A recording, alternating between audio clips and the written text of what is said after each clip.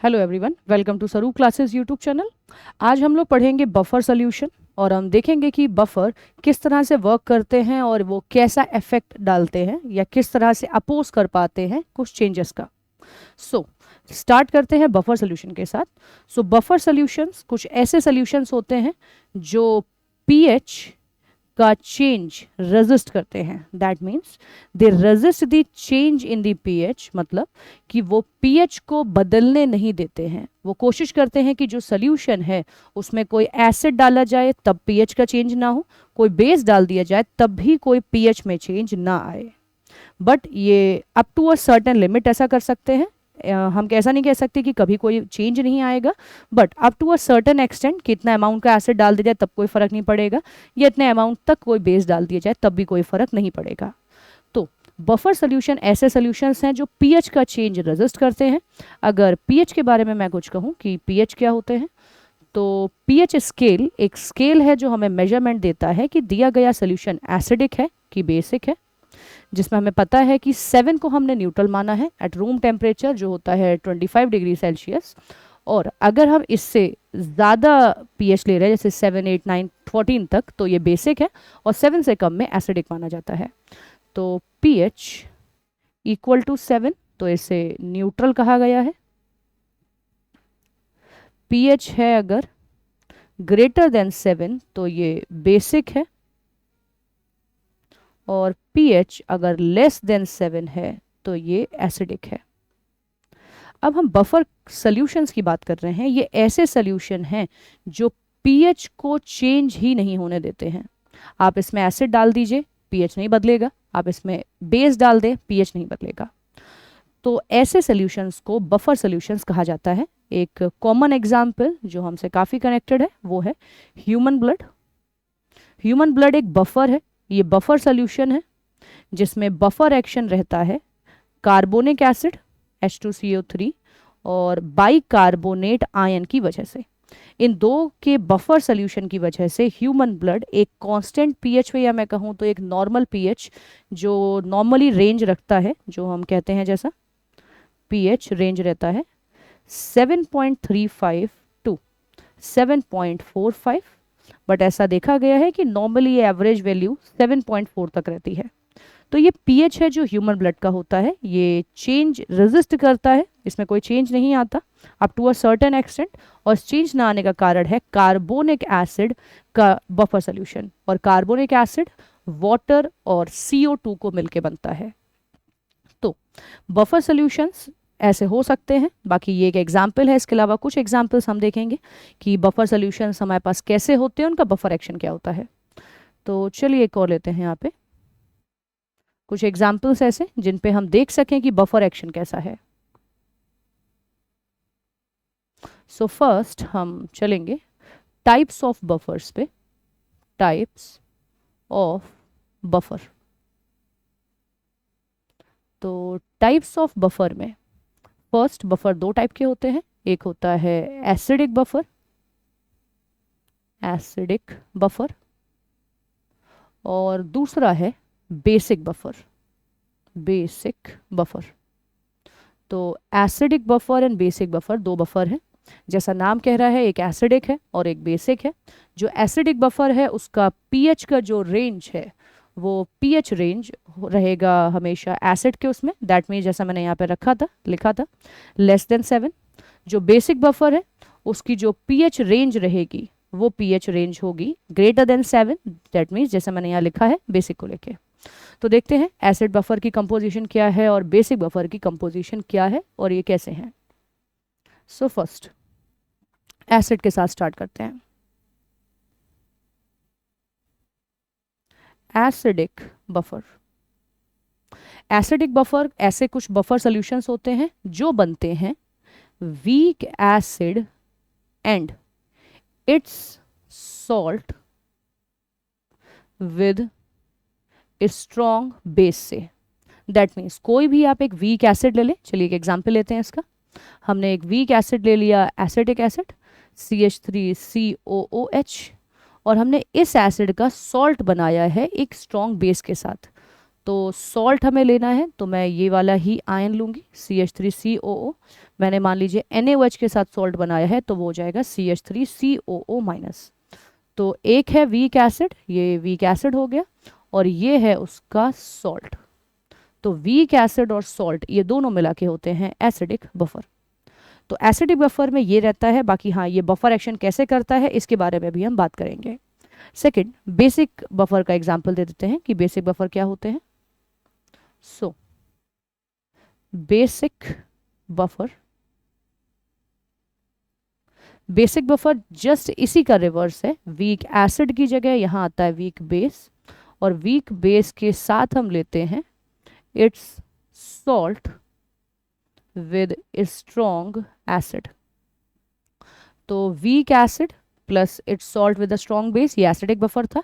और अगर आप बेसिक बफर चाहते हैं तो उसमें आपको वीक बेस एक लेना पड़ेगा, जिसका सॉल्ट हम लेंगे स्ट्रॉन्ग एसिड के साथ।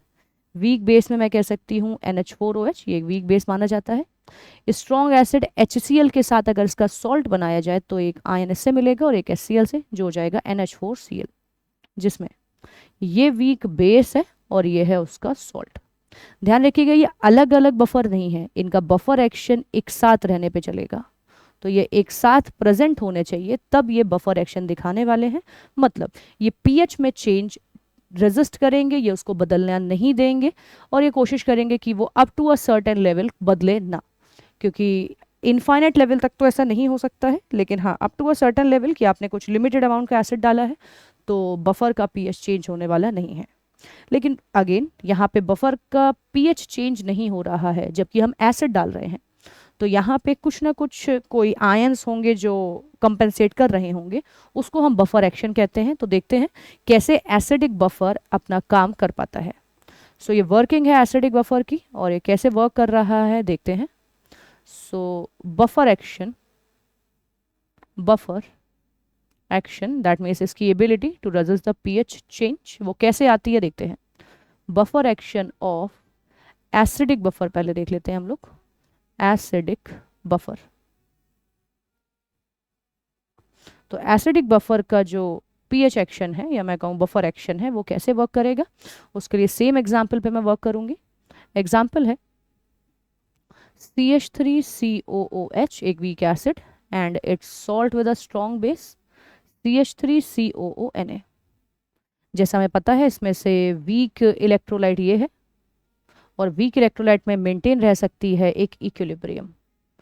तो ये जो सोल्यूशन होगा इसमें एसिडिक एसिड एक इक्विलिब्रियम मेंटेन करा होगा अपने आयंस के साथ।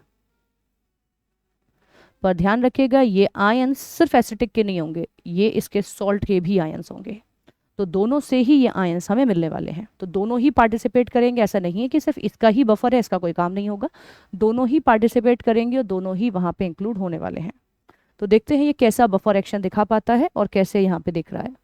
तो फर्स्ट हम चलिए इसे अपोज करते हैं। हम यहाँ पे ऐड करेंगे, तो हम लिखेंगे ऑन एडिंग एसिड, और एसिड का मतलब हम मान रहे हैं कि हमने ऐड करें H+ आयन। तो देखिए H+ आयन डाला गया है, फिर भी pH में कोई चेंज नहीं आया है। दैट मीन्स H+ को कहीं कंपेंसेट करवाया गया होगा, न्यूट्रलाइज कराया गया होगा, या ट्रैप करा गया होगा कि कहीं से वो pH में बदलाव ना कर दे जाके, क्योंकि free H+ ion definitely pH बदल देंगे, पर उसे रोका गया है। तो देखते हैं ऐसा कौन कर सकता है। तो ये जो इक्विलिब्रियम हमारे पास ऊपर लिखी हुई है, मैं इक्विलिब्रियम नंबर 1 कह देती हूँ। इस इक्विलिब्रियम में, इन इक्विलिब्रियम 1, जब हम H+ आयन डालेंगे तो कंसंट्रेशन ऑफ H+ आयन बढ़ जाएगा, और जैसा हम जानते हैं अगर हमने इक्विलिब्रियम को डिस्टर्ब करने की कोशिश करी तो इक्विलिब्रियम उसे रेजिस्ट करने वाला है, वो भी कोशिश करेगा कि ऐसा वो ना होने दे। तो अगर हमने H+ आयन बढ़ाया है तो अकॉर्डिंग टू हम कहेंगे ली चैटरलियर principal,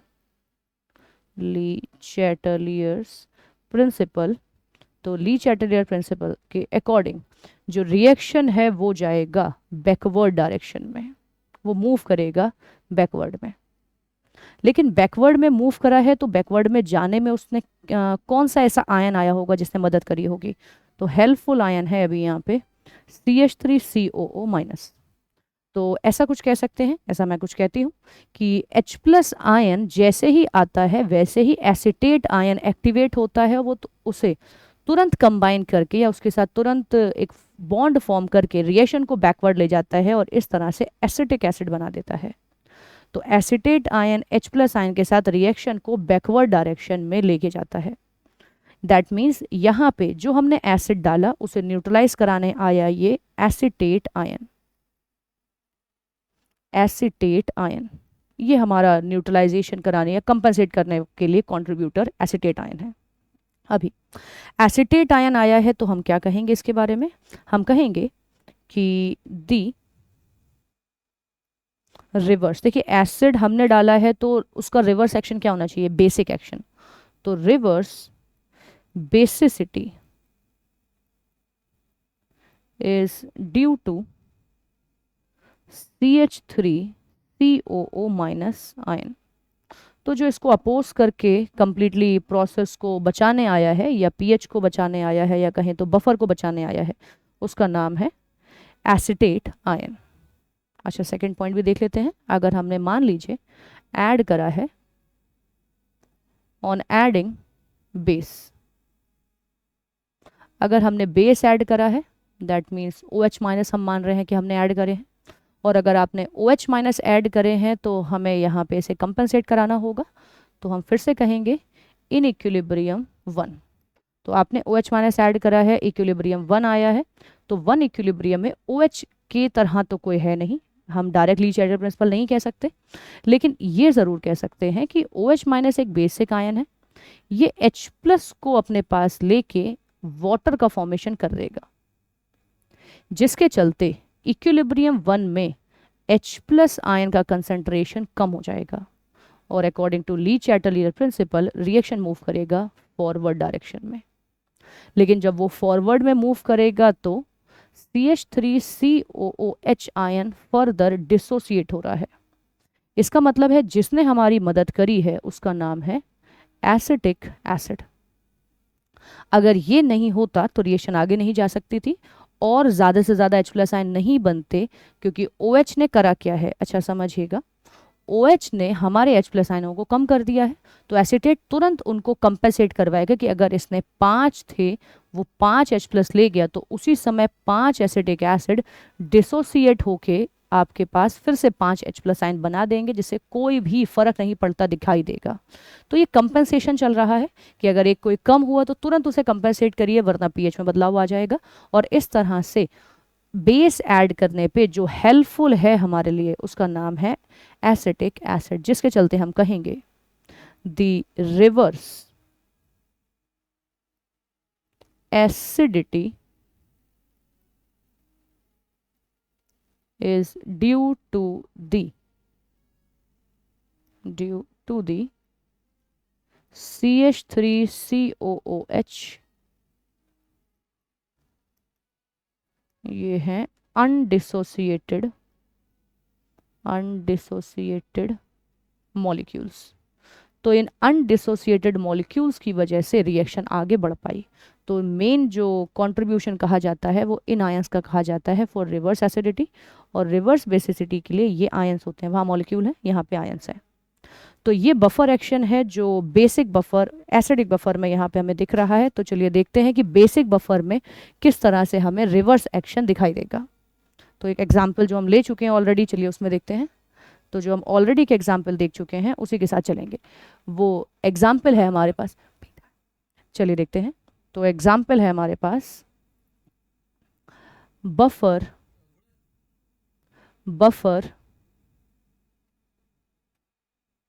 action of basic buffer. तो एक ही और देखेंगे हम लोग। तो बेसिक बफर में कैसे बफर एक्शन चलता है और कैसे ये वर्क करता है, चलिए देखते हैं।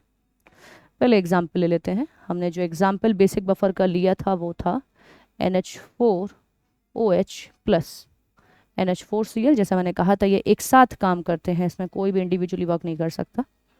लेकिन ये एक वीक इलेक्ट्रोलाइट है तो इक्विलिब्रियम तो इसी में मेंटेन होगा। वीक इलेक्ट्रोलाइट, ये ब्रेक होगा, ये हमें देगा NH4 प्लस OH माइनस। ये 2 आयन हमें मिल चुके हैं। अब इसमें ध्यान रखिएगा कि NH4 प्लस इस सॉल्ट के भी आए होंगे, सॉल्ट ने भी कंट्रीब्यूट करा होगा, या अकेले इक्विलिब्रियम के नहीं होंगे। तो ये दोनों के कंबाइन मिला के एक माने जाते हैं इक्विलिब्रियम के अंदर। अभी हम मानते हैं कि हमने अगेन यहाँ पे ऐड करा है एक एसिड। ऑन एडिंग एसिड, तो मान लेते हैं हमने एसिड ऐड करा है, इसका मतलब है H प्लस आयन। तो H प्लस आयन ऐड करने पे क्या फ़र्क पड़ा है हमें ये देखना होगा। तो हमने H प्लस आयन ऐड करा है, तो देखते हैं on adding H plus ion का कंसंट्रेशन बढ़ेगा, जिसके चलते H प्लस करेगा क्या। H प्लस डायरेक्टली तो इक्विलिब्रियम में इन्वॉल्व नहीं है, equilibrium 2, but H plus OH minus को न्यूट्रलाइज करा देगा, जिसके चलते वो इक्विलिब्रियम 2 को डिस्टर्ब तो करेगा। डिस्टर्ब कुछ इस तरीके से कि इक्विलिब्रियम 2 में जो OH माइनस आयन है इसका कंसंट्रेशन घट जाएगा। OH माइनस आयन कम होने की वजह से या कम हो जाने की वजह से इक्विलिब्रियम डिस्टर्ब होगा। जब ये कम होंगे तो रिएक्शन मूव करेगा फॉरवर्ड डायरेक्शन में। रिएक्शन फॉरवर्ड मूव कर पाया है क्योंकि जो NH4OH हैं वो अभी अनडिसोसिएटेड हैं और वो डिसोसिएट होने के लिए तैयार हैं। तो NH4OH डिसोसिएट हुए, इस वजह से रिएक्शन आगे बढ़ पाया, जिसके चलते हम कहेंगे रिवर्स, हमने एसिड डाला है तो हम कहेंगे बेसिसिटी। तो रिवर्स बेसिसिटी के लिए जो रिस्पॉन्सिबल है वो है NH4OH। तो रिवर्स बेसिसिटी का जो एक्शन दिखाया है वो NH4OH ने दिखाया है। देन सेम अगर हम कहें कि हमने डाला है कोई एक base, on adding base that means OH minus, अगर हम OH माइनस इसमें ऐड करते हैं इसका मतलब क्या होगा या इससे क्या फ़र्क पड़ेगा। तो देखते हैं OH माइनस आप जब डाल रहे हैं तो डेफिनेटली OH माइनस का कंसंट्रेशन बढ़ेगा और ये इक्विलिब्रियम 2 में इन्वॉल्व है, जिसके चलते इक्विलिब्रियम 2 में ली चैटलियर प्रिंसिपल के अकॉर्डिंग रिएक्शन जाएगी बैकवर्ड डायरेक्शन में। रिएक्शन बैकवर्ड में गई तो बैकवर्ड में जा पाई क्योंकि NH4 प्लस प्रेजेंट थे और ये कंबाइन हुए OH माइनस के आयन के साथ और ये तुरंत बैक ले गए। तो चलिए कुछ ऐसा कहते हैं जैसे कि OH माइनस आए, ये बढ़े, और जैसे ही OH माइनस आयन बढ़ा हमें पता चला कि नहीं, अगर ये बढ़ गया तो बफर पे pH पे फ़र्क पड़ जाएगा। pH को कंट्रोल करने के लिए तुरंत NH4 प्लस आए, उन्होंने उसे के साथ एक बॉन्ड बनाया और रिएक्शन को बैकवर्ड ले गए, जिससे OH माइनस का एक्सेस दिखाई ना पड़े, वरना pH में फ़र्क पड़ जाएगा। जिसके चलते हम कह सकते हैं कि जो रिवर्स एसिडिटी का एक्शन आया है वो रिवर्स एसिडिटी का एक्शन आया है due to NH4 plus ion. तो NH4 प्लस आयन की वजह से रिवर्स एसिडिटी का एक्शन आ गया है। ओके, सो ये है हमारे बफर की कुछ बात। चलिए एक शॉर्ट रिव्यू लेते हैं जल्दी से और इसको कंबाइन करके कुछ एक बात को कंक्लूड करते हैं। तो बफर सोल्यूशन कुछ ऐसे सोल्यूशंस हैं जो pH का चेंज रेजिस्ट करते हैं। ये कोशिश करते हैं कि इनमें आप एसिड डालें, आप बेस डालें, ये pH ना बदलें। ये दो तरह के होते हैं, ये एसिडिक बफर हैं, ये बेसिक बफर है। एसिडिक बफर होते हैं जिसमें वीक एसिड और उनका सॉल्ट होता है विद अ स्ट्रॉन्ग बेस, जैसे कि हमने देखा acetic acid and sodium acetate. वहीं पे बेसिक बफर है जिसमें बेस होता है लेकिन वीक बेस होना चाहिए, स्ट्रॉन्ग बेस नहीं होना चाहिए। And it's salt with a strong acid के साथ इनका सॉल्ट। देन इनके लिए एग्जाम्पल में हम एक ले सकते हैं NH4OH और साथ में रहेगा NH4Cl जो इसका एक सॉल्ट है। देन इन दोनों का ही हमने बफर एक्शन देखा। हमने देखा कि किस तरह से एसिडिक एसिड आने वाले H प्लस आयन को न्यूट्रलाइज करा पाता है या आने वाले OH माइनस को न्यूट्रलाइज करा देगा। वैसे ही बेसिक में भी हमने एक एक करके बताया कि कैसे H प्लस आयन और OH माइनस आयन को काउंटर करवाया जाएगा with the help of ammonium या अमोनियम हाइड्रोक्साइड मॉलिक्यूल्स। तो ये बफर एक्शन है और इनका हम कह सकते हैं बफर काफ़ी ज़्यादा इम्पॉर्टेंट या क्रूशियल रोल निभाते हैं अलग अलग एप्लीकेशन में। बफर के pH को हम मेजर कर सकते हैं यूजिंग कंसंट्रेशंस जो इन आयंस के होंगे, और उसको कैसे मेजर करा जाए इसको हम नेक्स्ट लेक्चर में देखेंगे कि pH को किस तरह से मेजर करा जा सकता है बफर के लिए। जिस कांस्टेंट pH को वो मेंटेन रखते हैं वो क्या होता है और ये कैसे अप्लाई करे जाते हैं क्वेश्चंस पे। तो कुछ न्यूमेरिकल के साथ मिलते हैं नेक्स्ट वीडियो में। Thank you for watching.